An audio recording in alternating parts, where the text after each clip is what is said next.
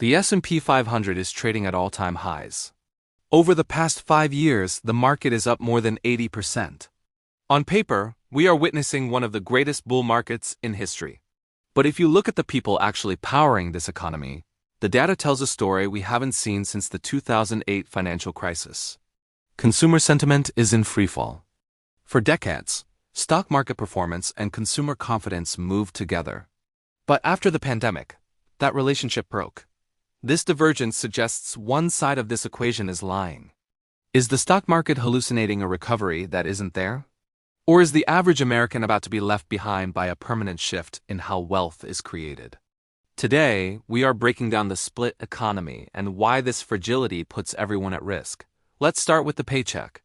Post-pandemic, we saw headlines about rising wages for lower-income workers. And that was true for a moment.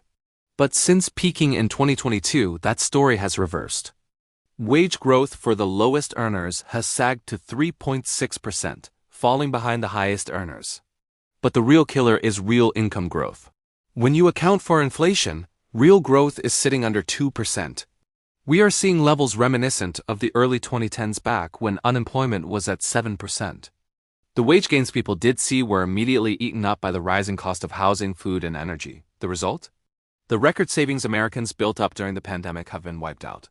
With savings depleted, the average consumer has switched to survival mode. Debt. Debt payments as a percentage of disposable income have risen dramatically since late 2020, and thanks to higher interest rates, every dollar borrowed costs more to pay back.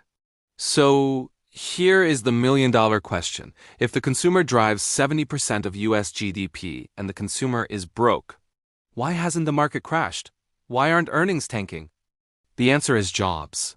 Defaults remain low because Americans are still employed. They are using their paychecks just to service their debt. Unemployment has ticked up to 4.6%, but we haven't seen mass layoffs yet.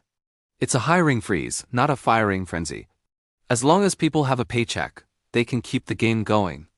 But here's the twist. Retail sales are still growing. Who is buying all this stuff? The data shows we've been looking at the wrong consumer. The economy has effectively split in two.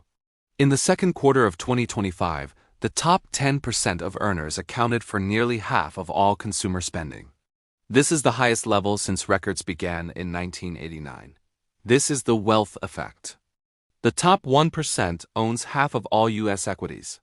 So when the S&P 500 rallies 50%, they feel richer and spend more. Meanwhile, the bottom 50% own almost no stocks and rely entirely on stagnant wages. One group is booming. The other is barely treading water. This has turned the U.S. economy into a fragile tower. We have traded a resilient, broad-based economy for one that depends entirely on a small fraction of the population.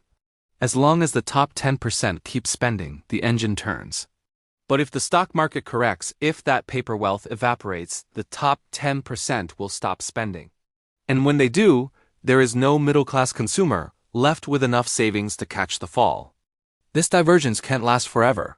Either the real economy catches up, or the market has a reality check. Which one do you think happens first? Let me know in the comments below, and make sure to subscribe to Future Finance Lab for more deep dives into the data. Thanks for watching.